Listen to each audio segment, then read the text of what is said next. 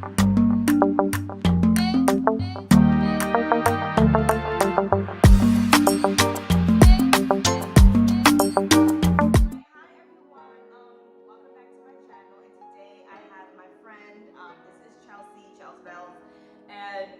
be joining me today on a video. I want to, Chelsea, do you want to introduce yourself? Hi, I'm Chelsea, everybody. Yeah, so we have a couple videos in store for you guys. I'm just adjusting this a little bit. And I'm excited about today's topic because I know I briefly mentioned it, that I went to school for accounting, but that doesn't mean that I made all the best choices in my finances. So the topic today is we're going to be talking about bossing up, and one of the main things that we as women need to talk about is your finances. Like, you can't boss up and you're broke every week. You can't boss up and you have horrible spending habits. You can't boss up and you don't have a savings. You don't have an IRA. You don't have a 401k. If you're working at a job, like, you don't even know these terms. So I brought my friend here because she's very, in my opinion, she's very responsible for our age group, and she's made a really good life for herself just by following a few principles. So we're just going to talk about it. It won't be too long that we'll be with you guys, but yeah, do you want to introduce yourself, Chelsea? Well, I'm Chelsea. I currently do work as a supply chain analyst for a cell phone company. That's what I do. So I definitely think financial responsibility is a very important topic for people around our age group. For women of color. Exactly. I mean, for women who are our age, younger, like, there's people right now who are spending money on trips, vacations, bags, cars, a lifestyle that they really just can't afford. So we're gonna talk about it. Okay. So Chelsea, so what is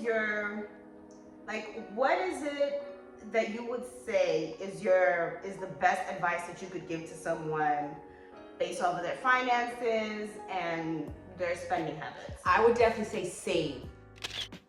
Save, save, save. I think especially if you are living with your parents, or you're in a situation where you don't necessarily are putting too much of your paycheck into your living situation, definitely take that opportunity to save as much as you can. And if you are in a situation where you are paying rent or you're paying a mortgage, you definitely should have at least 6 months rent or your mortgage of all bills actually combined in a savings account. That's the biggest advice I can give to anybody. And one thing I do notice, a lot of people around our age group are living paycheck to paycheck. They think maybe because they have a little money saved over from their check, they can go out, blow it, go to the club, eat out. Definitely any money that you have saved over after bills should be saved.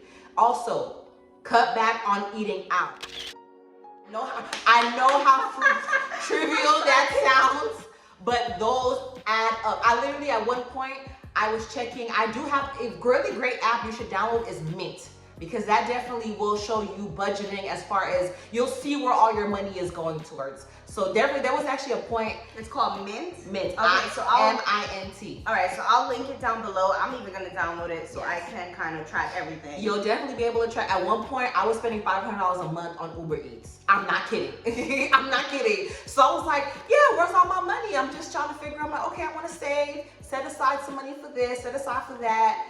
And that would literally break down everything to How many of you guys can really relate to the food spending? I know that it's that people want to talk about pandemic. That is just become an all over thing. Like, I know too many people who are spending money on food. Like, when they track it, they're like, what? I spent this, I spent that, and it adds up. So for me, obviously, like, what has helped me is cooking a lot. But because I cook a lot, there are times where I'm like, I don't want to cook. I do not want to cook. Someone else, please take this over, because I'm not cooking. So then that's when you run into the habit of buying food. So for me, as far as my household, I would suggest having snacks, like having small things around, cooking large meals so that you can meal prep and you can have leftovers. Or like I said before, like having snacks so that you don't get too hungry. Drink some water, lose some weight, okay? Lose weight. The more you eat, it's just not gonna be good, okay? So it's gonna put a real dent in your pocket because you don't really realize that. And so would that be something that was an issue for you? Was it on food? Like you said, you spent $500. So how was it? Like, how did you track it back, and how did you kind of get back on track? Definitely just learn how to cook. I myself, I'll say, when people used to tell me that I wasn't a very good cook, so that's why I never really cooked much. But it was all about just YouTubing recipes, asking my friends, hey, as you posted this on Instagram, how do I make this? Going to the grocery store, literally learning how to cook. Because at one point, you're gonna have a family, you're gonna have kids, or you just want them to eat fast food every day, all day. You know, and just thinking about your health at our age, you know, it gets a little harder to lose those extra pounds. So cooking and meal prepping, making sure, like, if you have time on the weekend, and some people, they do work a lot. So if you have time on the weekend, cook abundantly so you're able to have leftovers and just meal prep for the week. Yeah. That alone, if you can meal prep a week, if you can get a week can go by and you don't order anything out to eat, you will see how much you can literally save. Yes, and really celebrate that. Celebrate that by going in your fridge and maybe slicing a piece of cake. Like, celebrate, you know, those small achievements of not spending money when you know that you would have. And also, maybe if you're buying furniture, if you know you like to decorate a lot, don't sleep on. Offer up. You will literally get. That's the thing. What I noticed with cars and furniture, as soon as those things leave the lot or leave wherever they're at, the value decreases immensely. So you literally can get brand new things. You know, maybe a person had a coffee table that they literally never used. It sat in the corner. You can get that for half of the original price that they paid for it, just by going on offer up. So you're saying definitely like bargain shop. Bargain shop. Okay, so you gave us the idea to save, but many of us need to know, how does that look? Like, how do we apply that practically? Like, say we have a lot of bills, we can't save. Because I have an aunt who I love dearly. If you're watching this, I love you. She's always saying, save, Fabi, save, even if it's a little bit. How do we save when we have these bad habits? Or how do we save when it's not enough to save? What is your suggestion? I definitely suggest, honestly, second streams of income. Everybody's doing a business. Everybody's good at something. You know, you can learn how to do hair, learn how to do nails, invest in the stock market. You know, I saw everybody was going crazy, want to get their boyfriend a PS5, and it's like, okay, for that $500, you can invest in, you know, maybe 2 Tesla shares that is going to give you more money. Definitely make sure you try to invest in some sort of second stream of income, and definitely, you know, just paper to pen. Write out everything that your check is, okay, how much are you making this month? How much goes to bills? How much are you spending on this? Try to allocate everything where it should go. Anything extra definitely should be saved or should be flipped. Flip the money that you currently have. So I want to talk about, like, us being millennials and us, our age group. What is one thing that you wish you learned in school concerning finances that you didn't? Credit. The importance of building your credit, because I was surprised. You know, for me personally, I always had a mindset, if I don't have the money for it, I'm not gonna buy it. That was just my mindset. I didn't even know how credit cards work. I was the opposite. Yeah. I was like, this ain't my money, this is free money. Like, I am such an illiterate, and when you think about it, it's illiterate when it comes to finances and not really fully understanding the importance of your credit. Like, I have my little brother, I'll talk to him about credit, and I'll speak to him about the importance of his credit, because those are things that I wasn't taught, not only from the adults in my life, but also from the teachers. No teacher in my whole life literally took me to the side and said, hey, focus on your credit, make sure you make wise decisions with your credit. I literally I got a co-card, I think that's what they call it, a secondary card holder, and I gave it to my boyfriend. That's like the worst thing that you could do. So, yeah, I was so illiterate. I was like, I didn't even think about paying it back. I was just like, oh, they gave me $5,000, but really, they really try to get you. Because I was 18 and they gave me $5,000. And I was like, I've never seen that much money.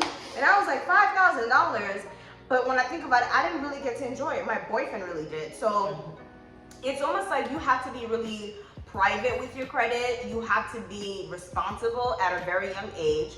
So you are saying that one thing that you wish you would have learned is credit. I wish I would have learned more so. I mean, lucky for me, you know, when I had a credit card, all I did was like I used it and I paid it right off. But I wish I would have knew better ways to build my credit. Maybe if your parents have a credit card, make you a secondary card holder, and that way you're building your credit right there. And take advantage of cash back credit cards or rewards on points. I had credit cards where I was getting 5% back on purchases. I didn't know, so I never used it. So that's literally every time I made a purchase, I get 5% of the purchase back on cash. So definitely something I wish I would have learned. If your credit is bad now, it's never too late. Make sure you start working on it. I'm on the rebuild, and I've been very, very strict with myself. You know, sometimes I'll leave my credit card home. You know, if I do use my credit card, I always keep it under 30%, which is what I learned, that it has to be under 30% in order for it to be in the green. You don't want to use your credit too often. You want to pay it back as soon as possible. And pay on time. Yes, pay on time. That is the biggest, I feel like, robbery credit card companies will do to you. If you are 1 day late paying the minimum balance, you will get probably a 20%, 30%, depending on their interest rates. And people don't even understand what interest rates are, honestly. I never knew what they were. You never pay what you spend. You pay much, you pay more. You're gonna literally be paying. That's how the credit card companies make money. Stay away from store cards. I know every time you go to the mall, you're going to Macy's, Victoria's Secret. They will try to get you to open a card, and they'll probably give you a discount. Every time you are running your credit, those are hitting your credit points. Yes, and it does take a hit. It really does take a hit. And for me, as far as like with the credit, I had to learn really quickly that it is not my money. Like I had to learn it is not my money, and I can't be spending it back. You know, you have to be disciplined in that area. And I thank God I stayed away from store cards, but they do try to get you with the discounts. Do not be lured by the discount.